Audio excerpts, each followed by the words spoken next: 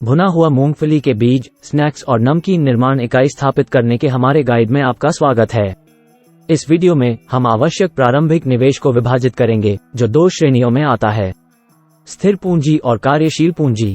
सबसे पहले बात करते हैं फिक्स्ड कैपिटल की। एक छोटे आकार की इकाई के लिए आपको 3 लाख रुपए की निश्चित पूंजी की आवश्यकता होगी। एक मध्यम आकार की इकाई के लिए आपको 4,50,000 रुपए की निश्चित पूंजी की आवश्यकता होगी। इसमें भवन, मशीनरी और उपकरण जैसी दीर्घकालिक परिसंपत्तियों में निवेश शामिल है। हम इमारत या एक शेड स्थापित करने के बारे में बात कर रहे हैं, जो आवश्यक मरम्मत, आंतरिक कार्य और फर्नीचर के साथ पूरा हो।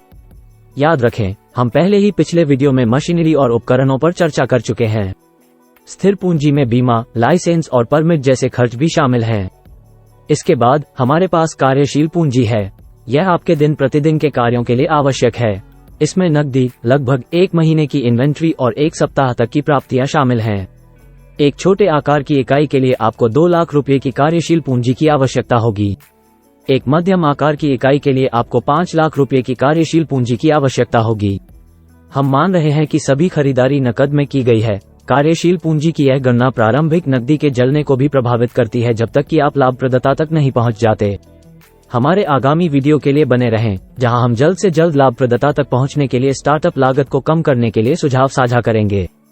तो आपके भुने हुए मूंगफली के बीज, स्नैक्स और नमकीन निर्माण इकाई के लिए कुल पूंजी निवेश एक छोटे आकार की इकाई के लिए 5 लाख रुपए और एक मध्यम आकार की इकाई के लिए 9,50,000 रुपए है। छोटे आकार के कारखाने की क्षमता 75 किलोग्राम प्रतिदिन होगी, जबकि मध्यम आकार के कारखाने की क्षमता 160 किलोग्राम प्रतिदिन होगी। यह आपको अपने व्यवसाय के लिए एक स्पष्ट वित्तीय खाका देता है।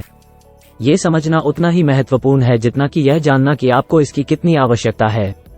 स्थिर पूंजी और कार्यशील पूंजी की अलग अलग भूमिकाएं हैं, इसलिए उनके स्रोत अलग अलग होने चाहिए।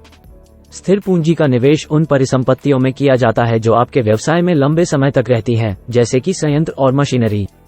इसे फिक्स्ड कहा जाता है क्योंकि यह जल्दी से नकदी में परिवर्तित नहीं होता है। स्थिर पूंजी जुटाने के लिए दीर्घकालिक धैर्य स्रोतों पर विचार करें, जिन्हें तत्काल पुनर्भुगतान की आवश्यकता नहीं है, जैसे व्यक्तिगत बचत, दोस्तों और परिवार से सहायता, साझेदारी या लाभ का पुनर्निवेश। दूसरी ओर, कार्यशील पूंजी आपकी दिन प्रतिदिन की व्यावसायिक गतिविधियों की जीवन धारा है। यह वो है जिसका उपयोग आप कच्चा माल खरीदने और परिचालन खर्चों को पूरा करने के लिए करते हैं। इसे कार्यशील पूंजी कहा जाता है क्योंकि यह आपके बिक्री चक्र के साथ आगे बढ़ता रहता है, जो 1 सप्ताह से लेकर 3 महीने तक हो सकता है।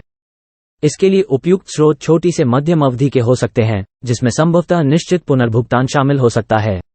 विकल्पों में कम ब्याज दरों पर बैंकों से सामुदायिक संस्थान ऋण या ओवरड्राफ्ट और नकद ऋण सुविधाएं शामिल हैं।